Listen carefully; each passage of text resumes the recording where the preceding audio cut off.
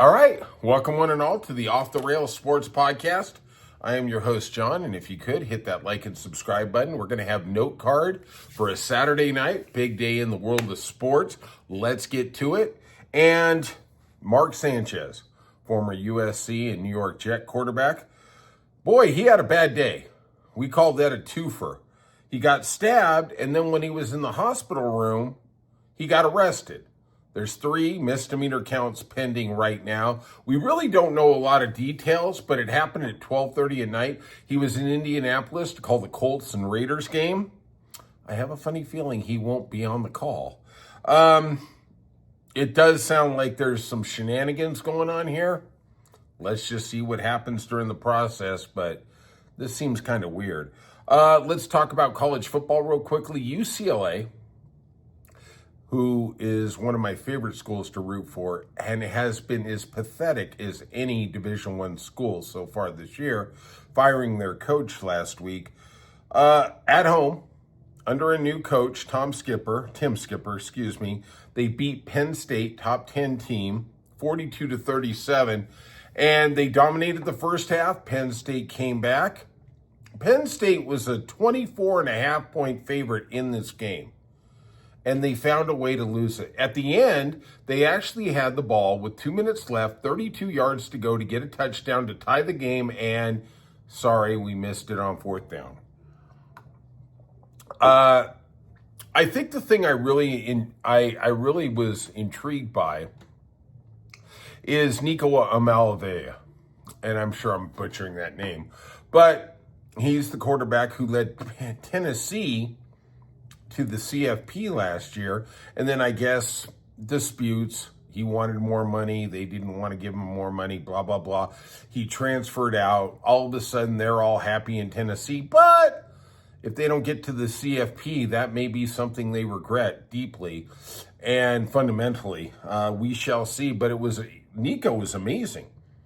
3 touchdowns rushing, 2 passing. He was in control of the game, and UCLA beat a top 10 team. Obviously, the first thing you think of is this is another James Frankel what if. I mean, losing 2 games in a row. I will give him a little leeway. I don't give too much. But they lost. The kids, they know the line as well as anybody. They know they're 24.5-point favorites. They're coming across 3 time zones. It's a big deal. And kids are not the pros. When they talk about the pros, one of the gambling angles that people really have looked at over the years is travel schedule. I don't think they look at it enough when it comes to college football. I think that was a factor in this. I think Penn State thought they were just going to walk over them, but that UCLA somehow showed up. All right, let's talk about some more in college football. The Florida Gators, probably my favorite team, they ended a 3-game skid by beating the Texas Longhorns 29-21. They were pretty much in control of this game, and I watched quite a bit of it. Arch Manning, there were segments where he was really, really bad, and then there were segments he was amazing. And I think that's part of the process of him getting there. I think for sure he's going to come back next year. There's a lot of talent. He made some really good throws. He actually made some really nice deep out throws. The receiver kind of went through his hands a little. But at the end, they were always behind in the chains. It always seemed like every series it was 2nd and 10, 3rd and 8. And it just was real tough. I will say that long touchdown pass he threw was just amazing. There was some stellar talent on display there. He came up in the pocket, he moved over to his left, and then he threw a dart. And that's what they were talking about when they said he's a possible Heisman Trophy. I don't think there's any chance he can win a Heisman Trophy this year. I think really the big thing now, as they head into the Red River rivalry, is let's figure out a way to get into the CFP, because that is going to be a little difficult as we speak, especially if Oklahoma, and I think they're playing coy here, suits up Mateer at quarterback. Venables is saying that he's not going to play, but I think that's just coy. Ohio State, Honestly, they look like the best team in the country. They rolled 42-3 at home against Minnesota. They just looked amazing. Miami controlled Florida State. The final score was probably a little closer than we thought it would be, but they dominated this game, beating Florida State 28-22. Alabama Vanderbilt. I watched this whole game, and Vanderbilt came in 14-14 at halftime. The thing that amazed me was they really did seem to, I'm not going to say dominated, but they seemed to have an edge at the line of scrimmage, offensively and defensively. And I never would have thought that was a possibility with Alabama. I mean, Alabama gets the best of the best of the best. And Vanderbilt really came in there with the mindset. 2 critical turnovers, a fumble, an interception by their quarterback in the red zone, I think sealed their fate. But I want to say this Vanderbilt team is good. They are real. This is no smoke and mirrors. I heard a segment by Paul Feinbaum, Mr. SEC, and he said he talked to the Vanderbilt coach at the beginning of the year, and he says, "What do you think how do you think your season's going to go?" And the coach says, and excuse me for not knowing his name, he says, "We're going to win them all." And Paul looked at him and go, "You're kidding, right?" And he goes, "Do I look like I'm making jokes here?" And this is a gentleman who is not playing games. There's a couple big openings going on in football. Florida's probably the biggest one that we're seeing. Granted, they got a little leeway. We're going to talk about, we talked about Florida beating Texas, which is a big win for Billy Napier. But I do think he is on a short rope. They have a very difficult schedule. I think the administration is going to fire him this year. That's going to be the premier opening. We have Kirk Cassinetti over there in Indiana. He's a big name that's been rumored to come back into the SEC.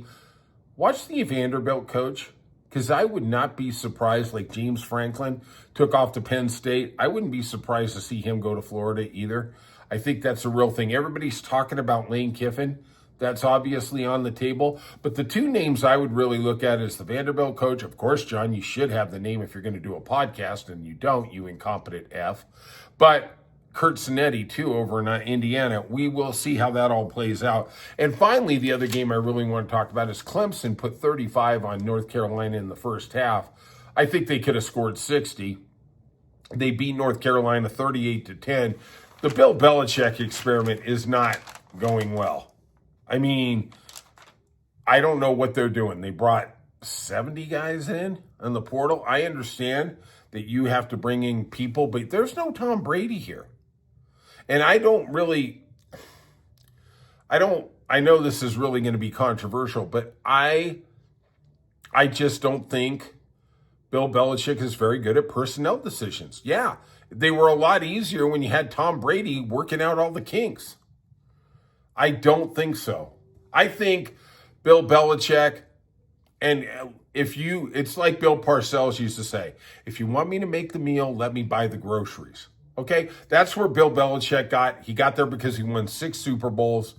I think he is a great coach. I think he is not in the top 3 or 4 coaches ever. I personally don't even think he's in that discussion because he had one quarterback. He had the greatest quarterback of all time, and he did maximize it with 6 Super Bowl wins in New England. Make no mistake about it. But I think we are seeing the flaws in him as a coach at North Carolina. I think the NFL he is not going to break Don Shula's record. He is a foregone conclusion of whatever happened to Spinal Tap and Bill Belichick. All right, let's talk about some baseball. Love the division series. And we have the Brewers playing the Cubs. Brewers won 9-3. And one of the things I was kind of worried about was for these teams that had won the divisions, had a week off, do they have a hangover? Because usually in game 1 they do. The Brewers showed no signs of a hangover. Jackson Chourio had 2 RBIs in the first inning as the Brewers scored 6 and pretty much put the game out of reach. Unfortunately, Jackson Chourio looked like he had a scary injury. he is a big bopper in the Milwaukee lineup. We'll see. Hopefully he's not too severely injured. But to me, that looked like he might be out the rest of the series. Remember, it's only a 5-game series we got going on there. Okay, the Blue Jays smashed the Yankees 10-1. Bo Bichette was left off the division roster, which really surprised me. But that didn't really matter as Vlad Guerrero Jr. heated up. Kirk hit 2 home runs, and it was the first playoff win for the Toronto Blue Jays since 2016. Wow, almost 10 years. Unbelievable, unbelievable. All right, and then probably the premier series in the division ranks is the Dodgers taking on the Phillies. And the Dodgers win 5-3. Teoscar Hernandez, 3-run homer in the 7th to win it for the Dodgers. The margin, they were down 3-2. Phillies played great. I will say this, the Dodgers, and Brian brought this up, that the Dodgers have a real problem with their relief pitching. Well, I guess Mr. Suzuki, the guy you paid $300 million to, is now a relief pitcher because he was lights out in that 9th inning. He was also lights out in the 9th inning against Cincinnati when they had a big lead. I got to give Dave Roberts credit. I'm not a big Dave Roberts fan, but boy, he really gave that guy something to think about. And he was utterly amazing in that 9th inning against Cincinnati and then also against Philadelphia. Where does Philadelphia go from here? Oh, yeah. Also, I guess maybe I ought to talk about the best player who ever lived, John. Shohei Ohtani, 9 strikeouts in his first playoff pitching performance. He was magnificent. Only allowed 2 runs. Struck out 9, like I said. And, you know, I just admit, I know we always talk about the superlatives, but I really just don't think we can get a handle on how great this man is, how he can hit. He's in the 1 hole, how he can pitch. Like, I'm not going to say he's a Paul Skeens or a Garrett Crochet or even a Max Fried, but damn, this guy is I put him on level with anybody at Seattle. And I think Seattle has the best starting pitching staff there is. I think he's as good as Kirby or Wu or Eric Castillo. I think they're all just, Shohei Ohtani, he showed me a lot tonight. I mean, he is going against one of the toughest lineups in baseball and big left-handed boppers with Schwarber and Harper in that bandbox that is Philadelphia. And, Lord, he shut them down. I mean, yeah, 2 runs, but holding Phillies to 2 runs in 6 innings in Philadelphia, that's a hell of a pitching performance. Shohei Ohtani, you are the man. And then finally, we're going to get to it, and I'm actually watching it as we talk right now. Detroit has a 3-2 lead over Seattle. And in the 11th inning, there's 2 outs. It's no 2 count. We'll see how this goes. But Carpenter for the Detroit Tigers hit a 2-run homer to take the lead. The Seattle tied it up later, but I was really amazed at just how good. That's the game. Detroit wins 3-2 and takes the first game of that series.